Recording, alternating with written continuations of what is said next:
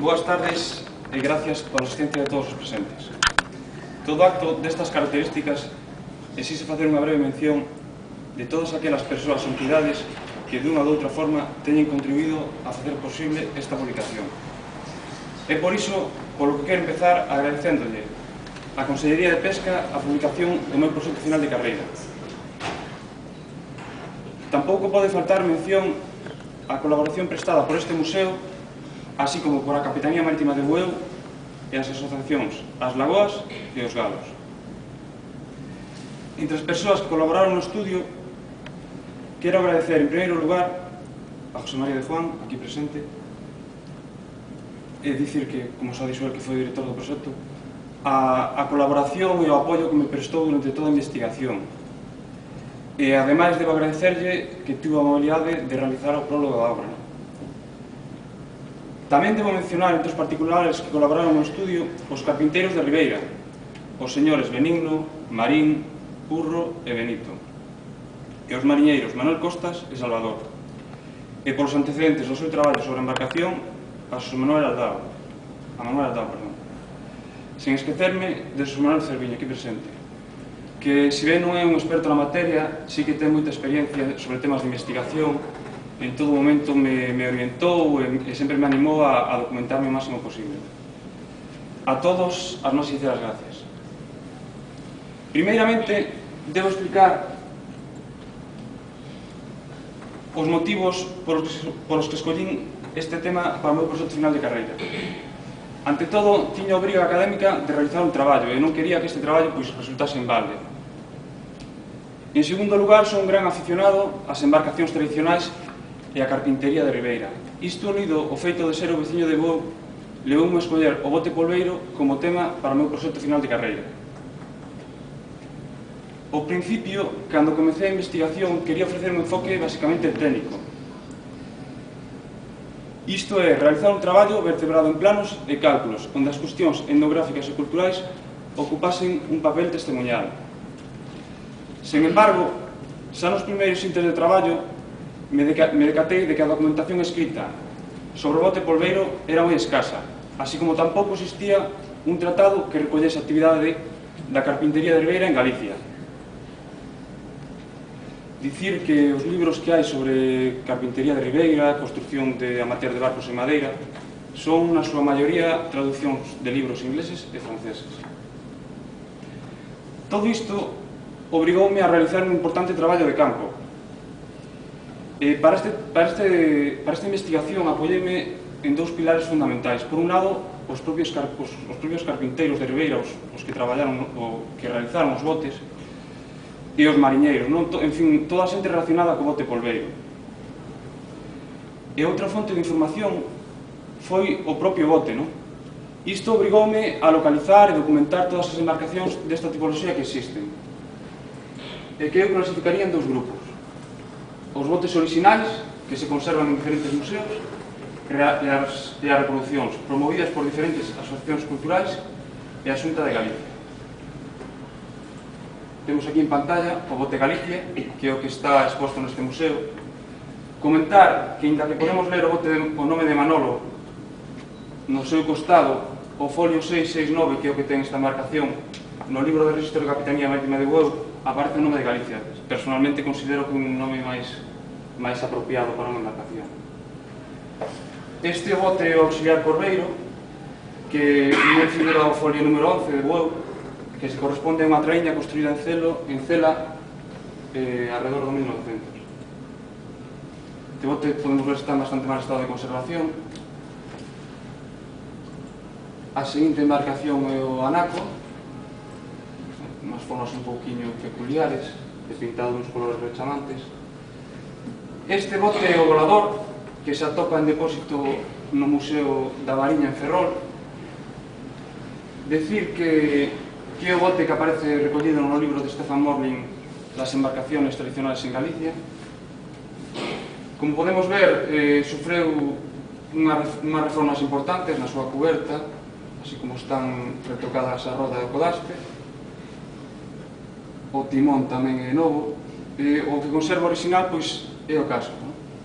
As cuadernas e o casco, a escultura.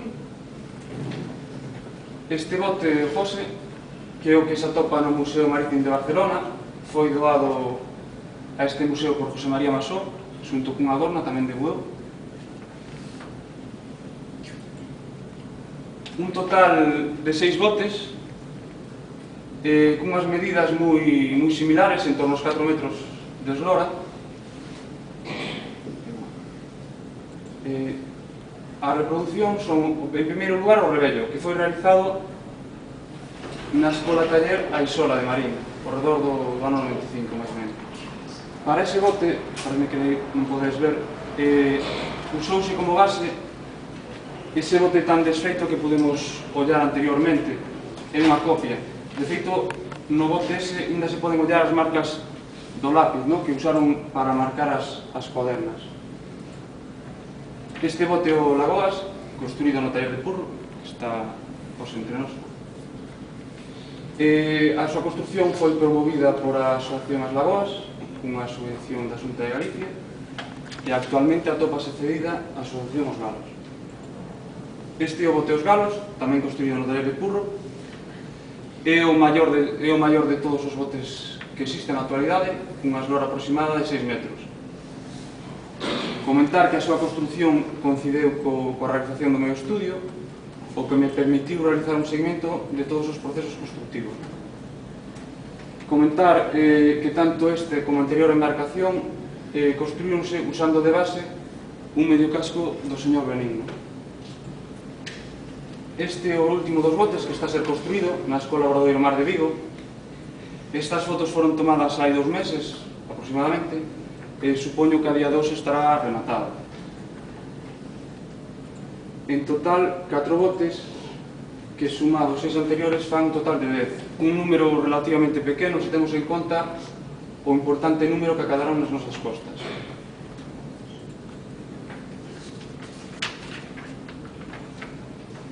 O traballo trata de recoller todos os aspectos relacionados co bote polveiro, e para iso estruturouse en 7 apartados.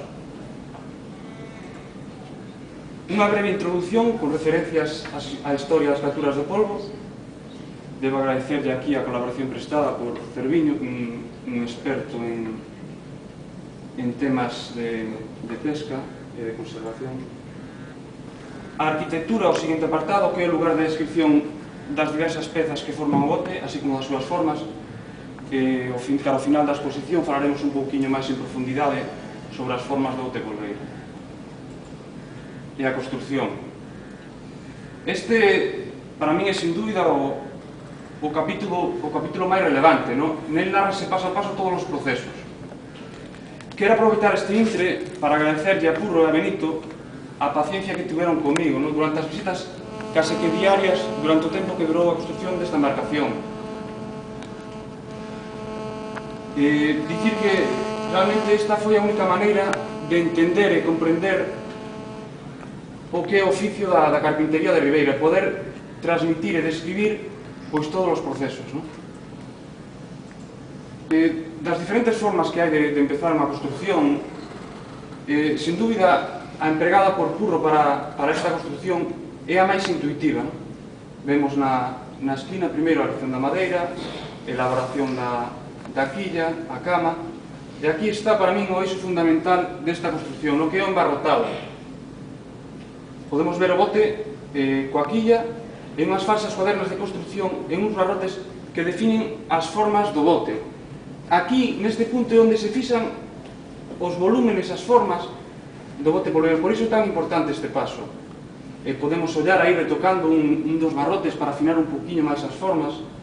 Realmente, este é un proceso máis que de construcción, casi que de diseño, donde se mira o saber e o bo facer destes artesanos. Na esquina inferior podemos ollar diferentes pasos da construción dunha caverna, tomando como base eses barrotes que marcan as formas. Traballase sempre sobre un costado e outro faise simétrico. Coas cavernas rematadas, o seguinte paso sería fixar o ensille, colocar o vance da boca e ir colocando todos os vances hasta fechar a estructura desde os extremos hacia o medio. Podemos ver aí como só falta por colocar o último vance, os fechos, que como o seu nome indica, pois fechan a estructura. Nesta construción, unha vez colocado o vance da boca, colocáronse os vaos e os corredores, un poquinho para afianzar toda a estructura e así poder voltear a embarcación e traballar no vanceado con comodidade. Como podemos ver aí, o bote está un poquinho tumbado para dar máis facilidade na hora de vancear. Temos aí diferentes momentos da construción da elaboración dun vance, primeiro tomando as medidas do propio bote, pasando esas medidas á tabla e, por último, colocando o vance na embarcación. Na esquina de baixo podemos ollar a Benito, que está dándolle o remate ao forno. Hai que pensar que nos estamos xenerando unha superficie curva a base de tramos rectos. Isto fai que se produza unha serie de aristas que o rematar hai que pulir para que o barco presente ese aspecto redondeado. Co vanceado listo quedaría facer outros elementos un pouco menores, como rematar as cubertas, realizar a fogonadura, as panas, en fin, unha serie de pequenos detalles, algúns tan pequenos e tan importantes como o tornaaguas, que evita que entre auga pola xunta de quilla, polo raio de Júpiter. E unha vez rematada a construción, pois a botadura e o bote listo para navegar.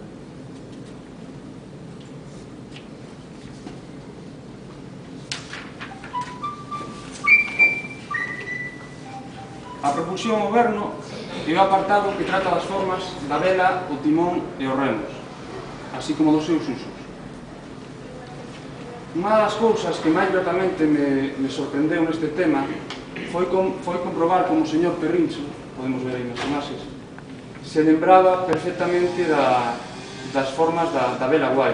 Pensar que este un home de 80 anos que era mariñeiro e que el mismo confeccionaba as velas para os seus botes, para os botes que tivo. Pois é abarallante comprobar como este home se lembraba perfectamente da forma das velas e foi capaz de diseñar, de facer un diseño na area da praia simplemente coa axuda de 4 paus e un cordel, como podemos ver aquí nas fotos. É dicir que, evidentemente, recollín esas formas, tomei medidas e comprobeinas con outras que xa tiña guardadas, con outras medidas, e dicir que entraba perfectamente no canon, que se podría dicir no canon da forma da vela guaira do bote polveiro de Bueu. O seguinte apartado é a navegación. Aquí dan os principios básicos sobre a navegación a vela. Dicir que isto en principio pode resultar un pouco árido, forzas, momentos, pero claro, isto é preciso para entender por que o bote ou cualquier embarcación se comporta dunha maneira ou doutra forma cando está sometida a estas forzas no mar. Cando estamos navegando, a veces pois pode resultar un misterio por que a embarcación tende a ir a un lado ou tende a ir a outro. Isto ten a súa explicación aquí, precisamente. Tamén se explica neste apartado a virada por popa coa vela guaira, que é a virada fundamental para o cambio de bordo con esta vela. Quero agradecer aquí a Víctor e a Farán, membros da Asociación Os Galos, a súa axuda e colaboración. Dicir que Víctor me explicou un cento de veces como era a manobra, incluso me fixe un debuxo que podemos ver en pantalla, pero realmente a única forma de entender pois foi montándome no bote e dando un paseo, e miralo cos meus propios ollos. Quero aproveitar este intre para alabar as boas cualidades mariñeiras, tanto do bote como da vela guaira. Dicir que a vela guaira é un aparello moi seguro, de fácil maniobra.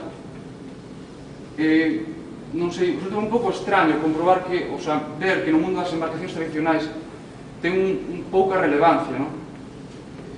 podemos ollar nesta fotografía diversas embarcacións, dúas dornas, unha buceta, o bote Os Galos, unha gamera de Coruso con unha vela moi similar á vela do bote polveiro. Comentar que, curiosamente, a vela latina, podemos dizer que iso foi unha pequena evolución dende as rías altas, que se emprega unha falsa latina, se pode ollar na buceta, unha relinga de proa corta, e como esa relinga vai aumentando, pasando por a de Bueu, hasta chegar a gamera de Coruso, a ría de Vigo. Foi unha evolución curiosa. Artes de pesca é o derradeiro capítulo.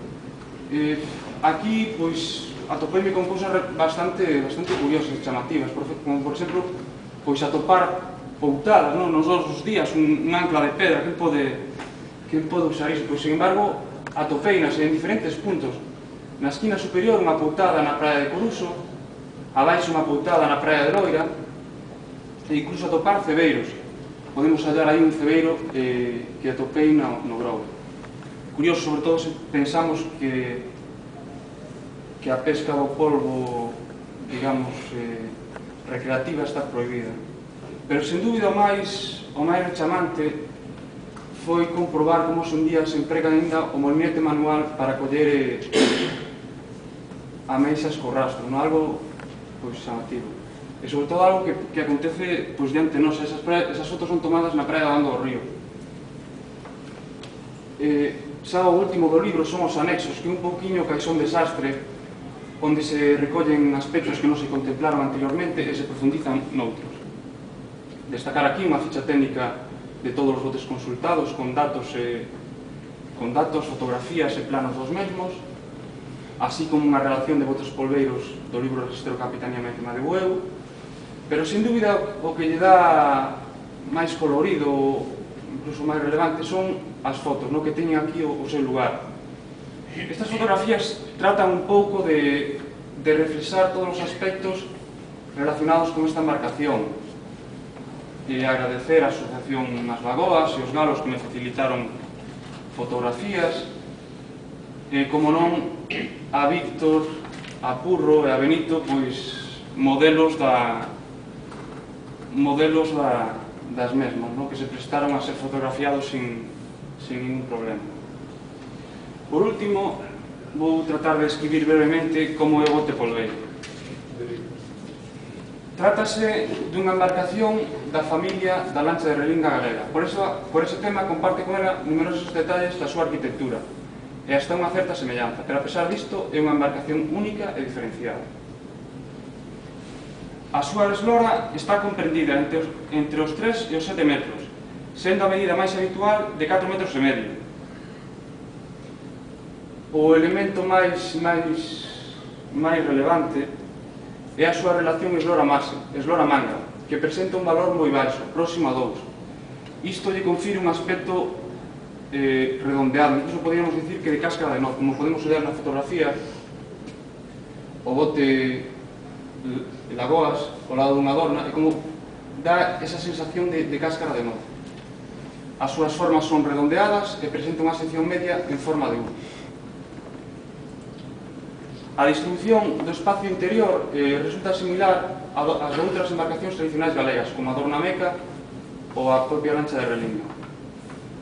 Presenta unha tilla, que é a cuberta situada á proa, unida á chopeta, que é esta cuberta de popa, unida por un corredor, e no interior a bañeira, que se divide en 3 espacios: pana, cadeira e medio. No seu perfil, o máis relevante son as remadoiras, que presentan unhas dimensións importantes. Isto ten a súa explicación se pensamos nos remos de grandes dimensións que usaba para propulsarse. Hai que pensar que os remos dun bote polveiro teñen un largo aproximado da súa eslora, e se reman, o igual que na Dorna, cruzados, como é. Dous dos botes consultados, o Auxiliar Corveiro e o Anaco, presentan unha distribución de cuberta un poquinho diferente aos demais. Podemos olhar aquí o Auxiliar Corveiro e o Galicia para comparar. Esta diferencia está na tilla. Inda que en todas as embarcacións a fogonadura ocupa máis ou menos a mesma posición, no auxiliar corbeiro e no anaco, esta sitúase nun banco que está ao final da tilla. Isto fai que a tilla nestes botes sea máis pequena, o que lle dá máis espacio á bañeira, non fai unha bañeira máis amplia e máis cómoda, por tanto. Non me queda nada máis que agradecer a vosa asistencia a este acto, daros as gracias e quedamos a disposición se queredes